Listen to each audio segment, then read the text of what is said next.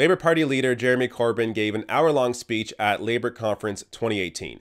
Now, if you want to watch the full speech, I'll link to it below the video, but I want to focus on one aspect of what Corbyn discussed, and that's about the press. Watch.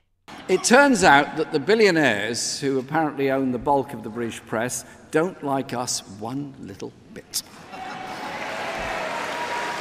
Now, it could be because we're going to clamp down on tax dodging, or maybe because we don't fawn over them at white tie dinners and cocktail parties. We must and we will protect the freedom of the press to challenge unaccountable power. Journalists from Turkey to Myanmar and Colombia are being imprisoned, harassed, and sometimes killed by authoritarian governments and powerful corporate interests, just for doing their job of trying to find out the truth of the oppression that happens in their societies. But here, the free press has far too often meant the freedom to spread lies and half-truths and to smear the powerless, not take on the powerful.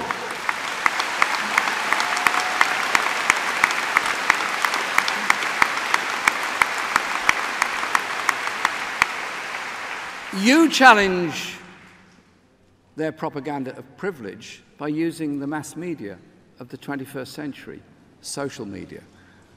And we'll do it in traditional ways too, on the doorsteps, in the town centres, at the school gates, in the community centres, so that people know there is a Labour Party that will stand up for them and is ready to rebuild and transform Britain. So I thought that was fantastic. Now, there are people out there, especially in the press, in the media, that see a politician criticize the press and they think, oh my God, no. If you criticize the press, that means you are against us. That means you hate the press. You just don't want to be criticized yourself. That's why you hate us. No.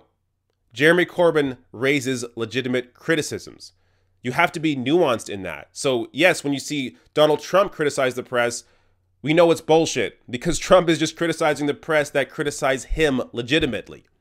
That doesn't mean that any criticism of the press is wrong. Jeremy Corbyn raised real points here. So he discusses how the press should be challenging concentrated power, concentrated wealth. This is important, actually standing up for real people. That is much different than what Trump is doing when he criticizes the press. So look, as one example here, Corbyn and the Labour Party have faced so much propaganda from the British media. When I was doing research for this piece, I wanted to reference a recent piece of legislation that Jeremy Corbyn is proposing. So I searched Jeremy Corbyn free press. And all I got was an unending list of bullshit propaganda aimed against Jeremy Corbyn. So it's insane.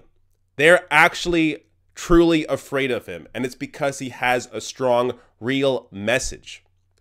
Now, what I want to, so one of the proposals that Jeremy Corbyn, the proposal that I was actually looking for that Jeremy Corbyn is putting out there is the creation of the British Digital Corporation, which is partially proposes a publicly funded alternative to Facebook. So I've discussed this in a previous video. I don't want to get too into it, but Jeremy Corbyn and the Labour Party are taking steps to try and improve the media in the UK.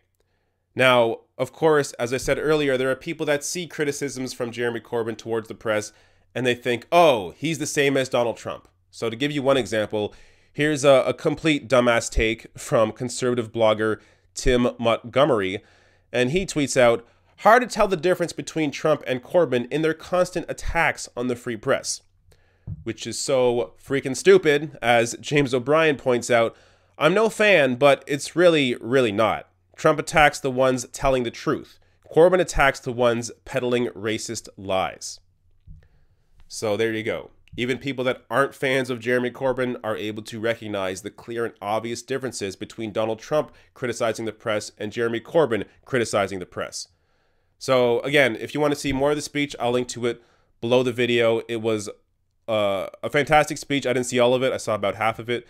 But he really, brings up a number of points of actual policy that they intend to propose to help real people's lives. And well, actually, one that comes to mind is a tax on people that have second homes to help people that don't have any homes, which is brilliant.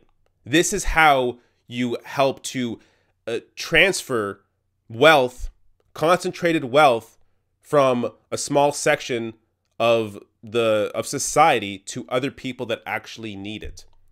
There is this insane inequality right now where people are working 2 and 3 jobs, working more than 40 hours a week, and they can't even afford food and housing, while people at the top are barely working at all and are seeing all the money roll in. So they're getting all the benefits, while the rest of the people who are actually creating the labor, actually doing the work, are not seeing any of the benefits.